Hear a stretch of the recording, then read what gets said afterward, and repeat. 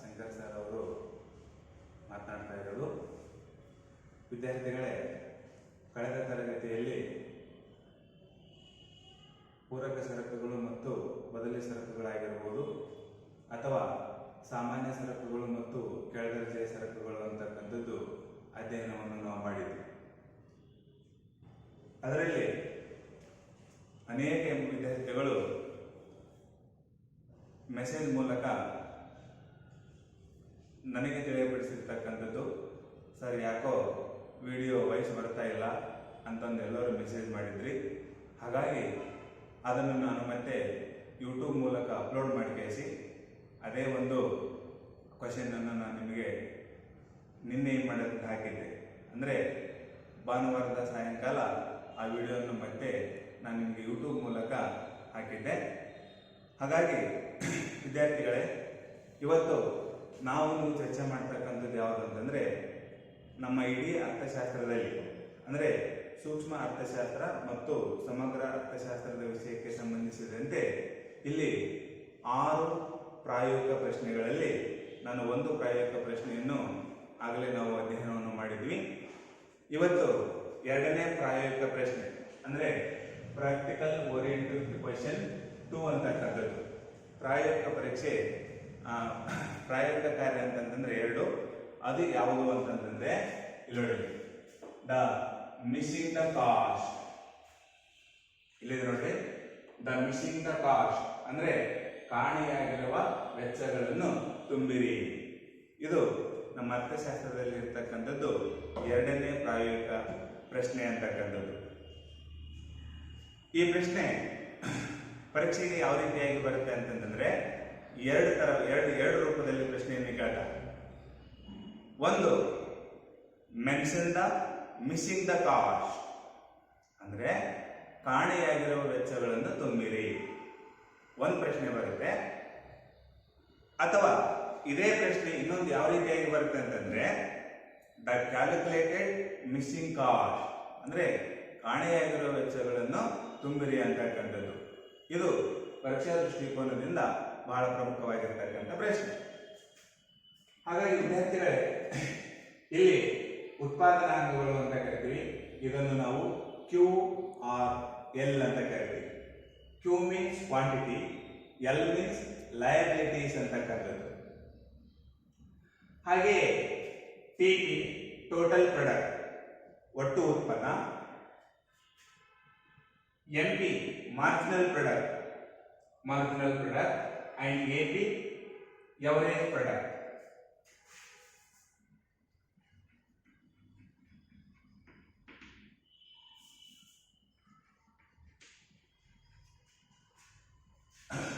TP means total product, MP means marginal product, AP means average product.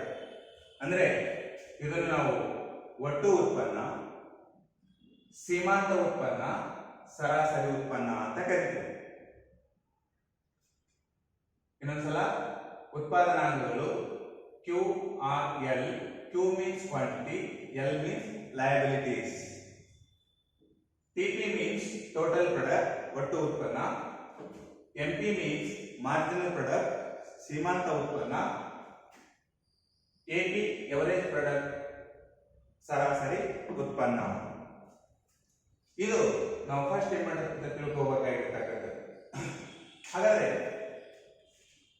TP formula ಯಾವ ರೀತಿಯಾಗಿರುತ್ತೆ, MP formula ಯಾವ ರೀತಿಯಾಗಿರುತ್ತೆ, AP formula ಯಾವ ರೀತಿಯಾಗಿರುತ್ತೆ.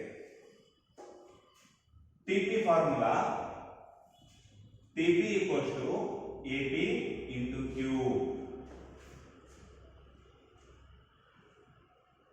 TP ಇದರ formula AP is equal to AP into Q.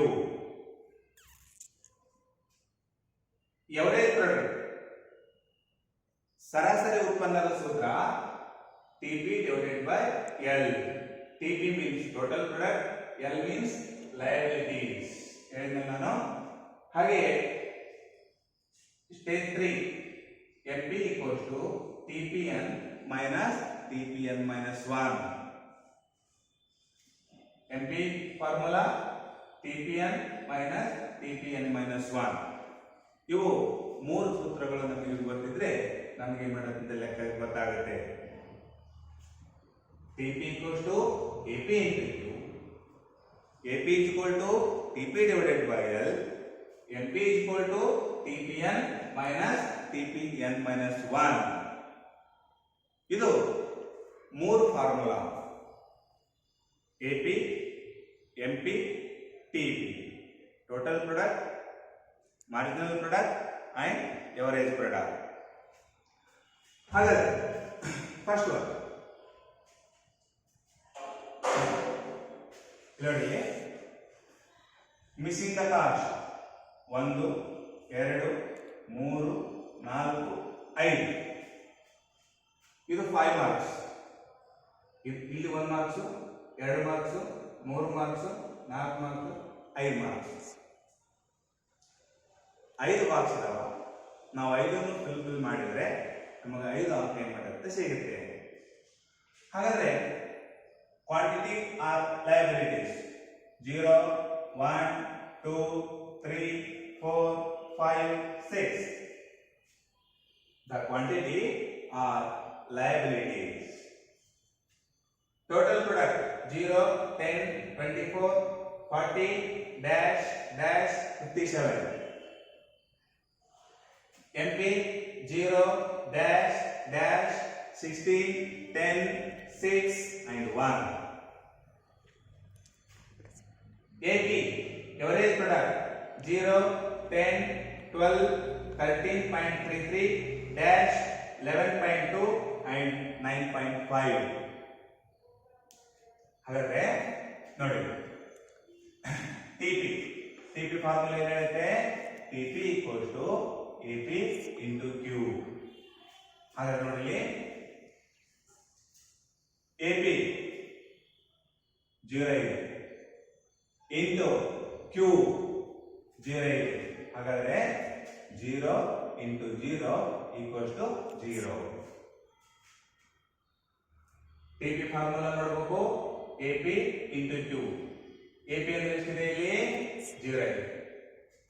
Into Q ಅಂದ್ರೆ ಎಷ್ಟಿದೆ? ಇಲ್ಲಿ 0 ಇದೆ. ಹಾಗಾಗಿ TP equals to AP into Q.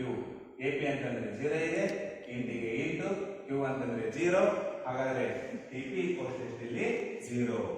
ಹಾಗಾದ್ರೆ TP ಅಂತಕ್ಕಂಥದ್ದು 0 ಇದೆ. ಓಕೆ, ನೆಕ್ಸ್ಟ್ ಎರಡನೇ ನೋಡಿ, ಮತ್ತೆ formula TP equals to AP into Q. ಹಾಗಾದ್ರೆ AP ಅಂದ್ರೆ ಎಷ್ಟಿದೆ? 10 ಇದೆ. Q ಅಂದ್ರೆ ಎಷ್ಟಿದೆ? 1 ಇದೆ. ಹಾಗಾದ್ರೆ TP equals to 0 into 0 ಆಯಿತು. TP equals to AP into Q.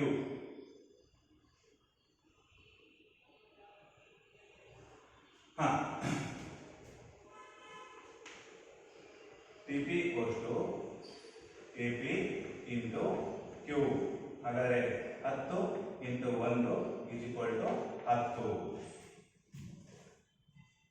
TP is equal to AP into Q.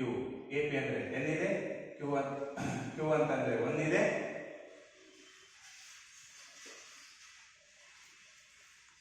AP ಅಂದ್ರೆ 10 ಇದೆ, Q ಅಂತಕ್ಕಂಥದ್ದು 1. 10 into 1 equals to 10. ಹಾಗಾದ್ರೆ ಇಲ್ಲಿ 10 ಇದೆ. ನಮ್ಮ ಆನ್ಸರ್ ಕರೆಕ್ಟ್ ಇದೆ ಅಂತ ಅರ್ಥ. ಆನ್ಸರ್ ಸರಿ ಇದೆ ಅಂತ ಅರ್ಥ. Next TP equals to AP into Q.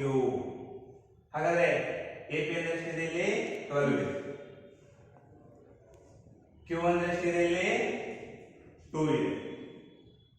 ಹಾಗಾದ್ರೆ 12 into 2 equals to 24.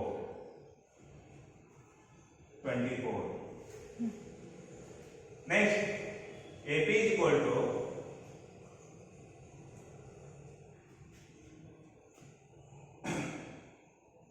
next TP equals to AP into Q. TP equals to AP into Q. A P ಅಂತಂದ್ರೆ 13.33 ಇಂಟು ಕ್ಯೂ ಅಂತಂದ್ರೆ ಎಷ್ಟಿದೆ ಇಲ್ಲಿ 3 ಇದೆ. ಹಾಗಾದ್ರೆ 13.33 ಇಂಟು 3ಗೆ ನಾವು ಗುಣಾಕಾರ ಮಾಡಿದ್ರೆ ಎಷ್ಟು ಬರುತ್ತೆ? 40 ಬರುತ್ತೆ. ಹಾಗಾದ್ರೆ ನಮ್ಮ ಆನ್ಸರ್ ಎಷ್ಟಿದೆ ಇಲ್ಲಿ? 40. Next TP equals to AP into Q. TP ಗೆ TP, AP ಅಂತಂದ್ರೆ 11.5 ನೋಡಿ.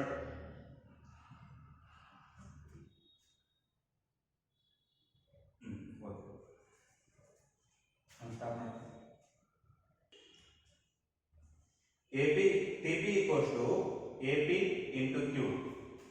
AP ಅಂತಂದ್ರೆ 12.5 ಇದೆ. Q ಅಂತಂದ್ರೆ ಎಷ್ಟಿದೆ ಇಲ್ಲಿ? 4 ಇದೆ. ಹಾಗಾದ್ರೆ 12.5 into 4 ಗುಣಾಕಾರ ಮಾಡಿದ್ರೆ ನಮಗೆ ಎಷ್ಟು ಬರುತ್ತೆ? ಇಲ್ಲಿ 50 ಬರುತ್ತೆ. The next one, TP equals to AP into Q. TP 11.2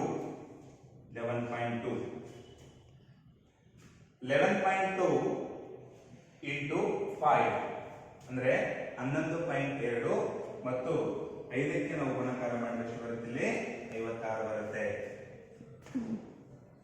The last one, TP equals to AP into Q.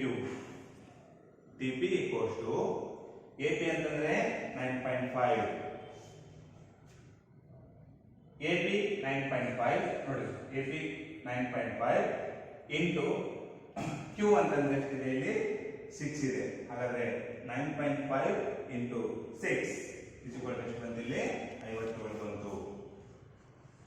ಅಂದ್ರೆ ವಿದ್ಯಾರ್ಥಿಗಳೇ, ಇಲ್ಲಿ ನಾವೇನ್ ಮಾಡಬೇಕು ಅಂತಂದ್ರೆ TP is equal to AP into Q.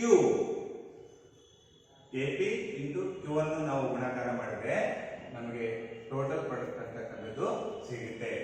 ನೋಡಿ, 0 ಇಂಟು 0 0, 10 1 10, 12 7 24, 13.33 ಇಂಟು 3 ಮಾಡಿದ್ರೆ 40 ಬರುತ್ತೆ. 12.5 ಇಂಟು 4ಗೆ ಗುಣಾಕಾರ ಮಾಡಿದ್ರೆ 50 ಬರುತ್ತೆ. 11.2 ಇಂಟು 5 ಅಂತಂದ್ರೆ 56, 9.5 ಇಂಟು 6 ಅಂತಂದ್ರೆ 57. ಮತ್ತೆ ಇಲ್ಲಿ ಹಂತ 2, stage 2, AP is equal to TP divided by L or Q. L or Q. L means liabilities or Q means quantity. Formula ನೋಡಿ, AP is equal to TP divided by L. ಹಾಗಾದ್ರೆ first one, AP is equal to TP divided by L. TP divided by L. AP equals to TP ಅಂತಂದ್ರೆ 0, L ಅಂತಂದ್ರೆ 0. ಹಾಗಾದ್ರೆ TP ಅಂತಕ್ಕಂಥದ್ದು 0 ಇದೆ, L ಅಂತಕ್ಕಂಥದ್ದು 0 ಇದೆ. ಹಾಗಾಗಿ ಆನ್ಸರ್ ಏನಾಗುತ್ತೆ? 0 ಆಗುತ್ತೆ. ಎರಡನೇದು AP equals to TP divided by L. TP ಅಂತಂದ್ರೆ 10 ಇದೆ, L ಅಂತಕ್ಕಂಥದ್ದು 1 ಇದೆ. ಹಾಗಾದ್ರೆ 1. Third one, AP equals to TP divided by L. TP ಅಂದ್ರೆ 24 ಇದೆ, L ಅಂತಂದ್ರೆ 12 ಇದೆ. 2 1 2 12. ಹಾಗಾದ್ರೆ 2 1 2 12. ಹಾಗಾದ್ರೆ ನಮಗೆ AP ಅಂತಕ್ಕಂಥದ್ದು ಎಷ್ಟು ಬಂದಿಲ್ಲಿ? 12 ಬಂತು. ಹಾಗೆ AP is equal to TP divided by L. TP ಅಂತಂದ್ರೆ 40 ಇದೆ, L ಅಂತಂದ್ರೆ 4 ಇದೆ. 4 1 4 10, 4 1 4 10 40. AP is equal to TP divided by L. ಹಾಗಾದ್ರೆ TP ಅಂತಂದ್ರೆ 56 ಇದೆ, L ಅಂತಂದ್ರೆ 5 ಇದೆ. 5 1 5 1 5 ಮತ್ತೆ 5 1 5. ಇನ್ನ ಏನ್ ಮಾಡುತ್ತೆ? 1 ಉಳಿತು, 10 ಆಯ್ತು, 5 7 10. ಹಾಗಾದ್ರೆ 5 1 5 1 ಮತ್ತೆ 5 1 ಇನ್ನೂ 1 ಉಳಿತು, ಒಂದು ಪಾಯಿಂಟ್ ತಗೊಂಡ್ವಿ, 10 ಆಯ್ತು, 5 7 ಎಷ್ಟು? 10. Next AP is equal to TP divided by L. ಹಾಗಾದ್ರೆ TP ಅಂದ್ರೆ 57 ಇದೆ, ಆಮೇಲೆ divided by 6 ಇದೆ. 6 1 6 9 54. ಇನ್ನೆಷ್ಟು ಉಳಿತು? 3 ಉಳಿತು, 35 ಆಯ್ತು. ಆಮೇಲೆ 6 9 54, 6 5 30. 6 9 54, 3 ಉಳಿತು, 30 ಆಯ್ತು, 6 5 30. ಇನ್ನೊಂದ್ಸಲ ನೋಡ್ರಿ, AP = TP divided by TP ಅಂತಂದ್ರೆ 0 ಇದೆ, L ಅಂದ್ರೆ 0 ಇದೆ, ಹಾಗಾದ್ರೆ answer 0. AP = TP divided by L, TP ಅಂದ್ರೆ 10 ಇದೆ, L ಅಂತಂದ್ರೆ 1 ಇದೆ, ಹಾಗಾದ್ರೆ ಆನ್ಸರ್ 10 ಬಂತು. ನಮ್ಮ ಆನ್ಸರ್ ಕೂಡ ಇಲ್ಲಿ ಏನಿದೆ? 10 ಇದೆ. TP divided by L, TP ಅಂದ್ರೆ 24, L ಅಂತಂದ್ರೆ 2, 2 1 2 12, ಹಾಗಾದ್ರೆ ಆನ್ಸರ್ 12 ಇದೆ. Next AP = TP divided by L, TP ಅಂದ್ರೆ 40 ಇದೆ, L ಅಂದ್ರೆ 4 ಇದೆ, 4 1 4 10 ಇದೆ, ಹಾಗಾದ್ರೆ 10 ಮಾಡುತ್ತೆ ಇದೆ. Next AP = TP divided by L, 5 1 5 11.5. Next AP = TP divided by L, 6 1 6 9 54, 3 ಉಳಿತು, 6 5 30. ಇದು AP. ಇನ್ನು ಹಂತ 3 MP, ಮಾರ್ಜಿನಲ್ ಪ್ರಾಡಕ್ಟ್, ಸೀಮಾಂತ ತುಷ್ಟಿಗುಣ ಅಂತ ಕರಿತೀವಿ. ಇದರ ಸೂತ್ರ ಏನು ಹೇಳ್ತೀವಿ ನೋಡಿಲ್ಲಿ? MP = TPN - TPN - 1. ಅಂದ್ರೆ ಇದನ್ನ ನಾವು ಲೆಸ್ ಮಾಡ್ತೇವೆ ಅಂತ ಹೋಗು. ಇಲ್ಲಿ ಏನಿದೆಯಲ್ಲ, TP = MP = TPN - TPN - 1. ಹಾಗಾದ್ರೆ ನೋಡಿ, ಇಲ್ಲಿ 0 ಇದೆ, ಇದರ ಹಿಂದಿನ ಸಂಖ್ಯೆ ಯಾವಾಗಲೂ 0 ಇರುತ್ತೆ. ಇಲ್ಲಿ ಏನ್ ಮಾಡುತ್ತಿದ್ದ 0 ಇದ್ರೆ ಅದರ ಹಿಂದಿನ ಸಂಖ್ಯೆ ಮಾಡುತ್ತಿದ್ದ 0 ಇರುತ್ತೆ. ಇದನ್ನೆಲ್ಲಾ ವಿದ್ಯಾರ್ಥಿಗಳು ಸರಿಯಾದ ರೀತಿಯಲ್ಲಿ ಗಮನದಲ್ಲಿ ಇಟ್ಟುಕೊಂಡಿರಬೇಕು. ಹಾಗಾದ್ರೆ 0 - 0, TP ಅಂತಂದ್ರೆ 0 ಇದೆ, TPN - 1 ಅಂತಂದ್ರೆ ಅದರ ಹಿಂದಿನ ಸಂಖ್ಯೆ. TP ಅಂತಂದ್ರೆ 0 ಇದೆ, TPN - 1 ಅಂತಂದ್ರೆ ಇದರ ಹಿಂದಿನ ಸಂಖ್ಯೆ ನಾವು ಕರಿತೀವಿ. ಹಾಗಾದ್ರೆ ಅದರ ಹಿಂದಿನ ಸಂಖ್ಯೆ ಎಷ್ಟಿರುತ್ತಂಗಾರ 0 ಇರುತ್ತೆ. ಅದಕ್ಕೆ 0 - 0 = 0. ಹಾಗಾದ್ರೆ ಎಂಪಿದಲ್ಲಿ ಮಾಡುತ್ತೆ 0 ಇದೆ. ನೆಕ್ಸ್ಟ್ ಇಲ್ಲಿ 10 ಇದೆ, 10 - 0 ಅಂತಂದ್ರೆ ಆನ್ಸರ್ ಎಷ್ಟು ಬರುತ್ತೆ? ಇಲ್ಲಿ 10 ಬರುತ್ತೆ. ಆಮೇಲೆ 24ರಲ್ಲಿ ಏನ್ ಮಾಡುತ್ತೆ? 10 ಅಂದ್ರೆ ಎಷ್ಟು? 14. 40ರಲ್ಲಿ 24 ಅಂದ್ರೆ ಎಷ್ಟು? 16. 50ರಲ್ಲಿ 40 ಅಂದ್ರೆ ಎಷ್ಟು? 10. 56ರಲ್ಲಿ 50 ಅಂದ್ರೆ ಎಷ್ಟು? 6. 57ರಲ್ಲಿ 56 ಅಂದ್ರೆ 1. ವಿದ್ಯಾರ್ಥಿಗಳೇ, MP = TPN - TPN - 1. ಅಂದ್ರೆ TP ಅಂತಂದ್ರೆ ಈ ಒಂದು ಕಾಲಮ್ ಅನ್ನು ನೆನಪಿಟ್ಟುಕೊಳ್ಳಬೇಕು. TPN - 1 ಅಂತಂದ್ರೆ ಅದರ ಹಿಂದಿನ ಸಂಖ್ಯೆ. ಈ ನೋಡಿ, 10ರ ಹಿಂದಿನ ಸಂಖ್ಯೆ ಎಷ್ಟಿದೆ? 0 ಇದೆ. 24ರ ಹಿಂದಿನ ಸಂಖ್ಯೆ ಎಷ್ಟಿದೆ? 10 ಇದೆ. 40ರ ಹಿಂದಿನ ಸಂಖ್ಯೆ ಎಷ್ಟಿದೆ? 24 ಇದೆ. 50ರ ಹಿಂದಿನ ಸಂಖ್ಯೆ ಎಷ್ಟಿದೆ? 40 ಇದೆ. 56ರ ಹಿಂದಿನ ಸಂಖ್ಯೆ ಎಷ್ಟಿದೆ? 50 ಇದೆ. 57ರ ಹಿಂದಿನ ಸಂಖ್ಯೆ ಎಷ್ಟಿದೆ? 56 ಇದೆ. ಹಾಗಾಗಿ 0 - 0 = 0. 10ರಲ್ಲಿ 0 ಹೋದ್ರೆ 10, 24ರಲ್ಲಿ 10 ಹೋದ್ರೆ 14, 40ರಲ್ಲಿ 24 ಹೋದ್ರೆ 16, 50ರಲ್ಲಿ 40 ಹೋದ್ರೆ 10, 56ರಲ್ಲಿ 50 ಹೋದ್ರೆ 6, 57ರಲ್ಲಿ 56 ಹೋದ್ರೆ 1. ಇದನ್ನೇ ನಾವೇನಂತ ಹೇಳಬೇಕು? ಮಿಸ್ಸಿಂಗ್ ದ ಕಾಸ್ಟ್ ಅಂತ ಬಂದಾಗ ಕಾಣೆಯಾಗಿರುವ ವೆಚ್ಚಗಳಂತಂದ್ರೆ ನೋಡಲಿ, 1 50, ಎರಡನೇದು 56, ಮೂರನೇದು 10, ನಾಲ್ಕನೇದು 14, ಐದನೇದು 12.5. ಮಿಸ್ಸಿಂಗ್ ದ ಕಾಸ್ಟ್, ಕಾಣೆಯಾಗಿರುವ, ಕಾಣ್ತೀನಾ? ಕಾಣೆಯಾಗಿರುವ ವೆಚ್ಚಗಳು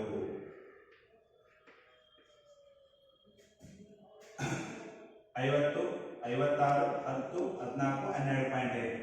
ಇದನ್ನೇ ನಾವು ಕಾಣೆಯಾಗಿರುವ ವೆಚ್ಚಗಳು ಅಂತ ಕರಿತೀವಿ. ವಿದ್ಯಾರ್ಥಿಗಳೇ, ಇಲ್ಲಿ ಸರಿಯಾಗಿ ಏನ್ ಮಾಡೋದಂತ ಕೇಳಬೇಕು.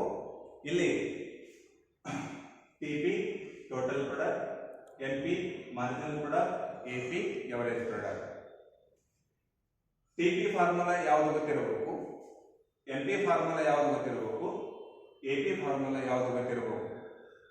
ಹಾಗಾಗಿ ನಮ್ಮ ಅರ್ಥಶಾಸ್ತ್ರದಲ್ಲಿ ಬರತಕ್ಕಂಥದ್ದು ಇದು ಎರಡನೇ ಪ್ರಾಯೋಗಿಕ ಪ್ರಶ್ನೆ. ಎಲ್ಲ ವಿದ್ಯಾರ್ಥಿಗಳು ಸರಿಯಾದ ರೀತಿಯಲ್ಲಿ ಏನು ಮಾಡೋದಂತ ವಿಡಿಯೋ ನೋಡಬೇಕು. ಹಾಗೆ ಇದನ್ನು ಮತ್ತೆ ಪ್ರಾಕ್ಟೀಸ್ ಮಾಡಿ. ಎಲ್ಲ ವಿದ್ಯಾರ್ಥಿಗಳು ಯಾರೋ ಏನು ಮಾಡೋದಂತ ಮಿಸ್ ಮಾಡಕೂಡದು. ಎಲ್ಲ ವಿದ್ಯಾರ್ಥಿಗಳು ಇದೇ ಪ್ರಶ್ನೆಯನ್ನು ನೀವು ಇನ್ನೊಂದ್ಸಲ ಏನು ಮಾಡೋದಂತ ಪ್ರಾಕ್ಟೀಸ್ ಮಾಡಿ. ನನಗೆ ಎಕನಾಮಿಕ್ ಸಬ್ಜೆಕ್ಟ್ ಗ್ರೂಪ್ ಅಂತಕ್ಕಂಥದ್ದು ಏನಿದೆಯಲ್ಲ, ಎಲ್ಲರೂ ಪ್ರಾಕ್ಟೀಸ್ ಮಾಡಿ ಆ ಗ್ರೂಪಿಗೆ ಈ ಒಂದು ಪ್ರಾಕ್ಟಿಕಲ್ ಓರಿಯೆಂಟೆಡ್ ಕ್ವೆಶ್ಚನ್ ಅನ್ನು ನೀವು ಪ್ರಾಕ್ಟೀಸ್ ಮಾಡಿ ಹಾಕ್ತಕ್ಕದ್ದು. ಯಾರು ದಯವಿಟ್ಟು ಮರೆಯಬಾರದು. ಧನ್ಯವಾದ.